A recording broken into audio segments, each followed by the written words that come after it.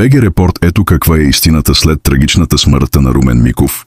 В Ботевград, причинена от употреба на наркотици, твърдят, че той е получил смъртоносна доза фентанил от наркопродавач, който е добре познат в района с Прякора. Породилира този нещастник всеки ден, всяка вечер продава наркотици на хората всяка вечер от прозореца. Ето ги ясните картини, които съснехме на породилира как продава наркотик на хората от прозореца си. Но не само той дилерът. В Ботевграда, в севера махалата, има още дилери, които са известни с имената. Единият е на Поро Чичо Ванчо, крие наркотиците в сакуските й. Има едно барче с закуски. Сакусвалния той също продава наркотици, крие ги в сакуските, а другите известни дилери Азис и неговата жена Дода, също така Цоко снайпера и Абдула, който е наречен Прякора Би, и неговия помощник Веското Зарчето. Те се занимават с наркотици, също така са ли хвърли.